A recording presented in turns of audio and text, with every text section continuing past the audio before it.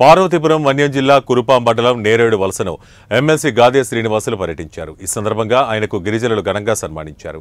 ఈ సందర్భంగా ఏర్పాటు చేసిన అభినందన సభలో ఆయన మాట్లాడుతూ ఈ సందర్భంగా ఆయన తనపై నమ్మకంతో గెలిపించి శాసన మండలికి పంపించిన ఉపాధ్యాయులందరికీ కృతజ్ఞతలు తెలుపుతున్నా అన్నారు.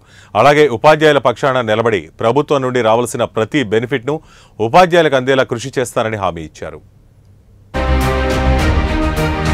దండం పెట్టుకోవడానికి మనందరూ కూడా ఇక్కడికి పిలుపునివ్వడం, మరి మీరందరూ కూడా పెద్ద మనసుతో మరి ఈ కార్యక్రమానికి ఇక్కడ హాజరై మరి మనందరం కలిగికి మీరు కారణమయ్యారు.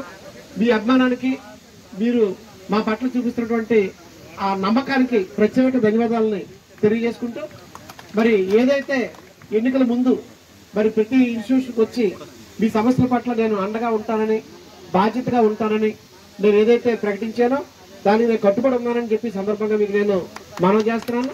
మరి ఈరోజే గవర్నమెంట్ డిఎస్సి నోటిఫికేషన్ నిన్న ముఖ్యమంత్రి చంద్రబాబు నాయుడు గారి జన్మదినం సందర్భంగా మరి నోటిఫికేషన్ ఇచ్చి 16,300 వేకెన్సీలను నింపడానికి నోటిఫికేషన్ ఇచ్చారు. అది చాలా సంతోషకరమైన విషయం. మరి నిరుద్యోగులు అంతమందికి ఉద్యోగ అవకాశాలు కలుగుతున్నందుకు, మళ్ళా కొత్తగా సభ్యులు చేరుతున్నందుకు ప్రత్యేక ధన్యవాదాలు, వారికి ఆహ్వానం.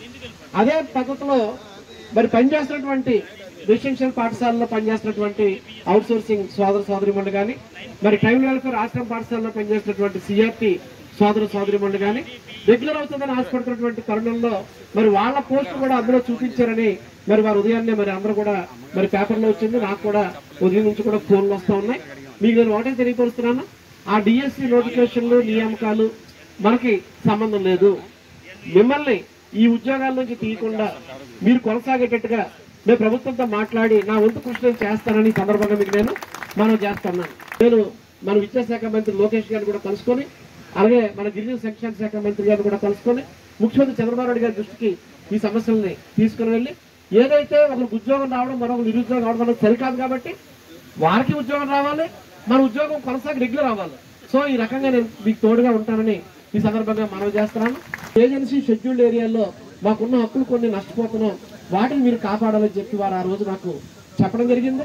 మరి తప్పనిసరిగా వారు ఏదైతే ఆ రోజు మరి సుప్రీంకోర్టు జడ్జిమెంట్ ప్రకారంగా యాక్ట్ జీవో నెంబర్ 3 ఏదైతే రద్దు కాబడిందో దండం పెట్టుకోవడానికి మనందరూ కూడా ఇక్కడికి పిలుపునివ్వడం, మరి మీరందరూ కూడా పెద్ద మనసుతో మరి ఈ కార్యక్రమానికి ఇక్కడ హాజరై మరి మనందరం కలిగికి మీరు కారణమయ్యారు. మీ అభిమానానికి మీరు మా పట్ల చూపిస్తున్నటువంటి ఆ నమ్మకం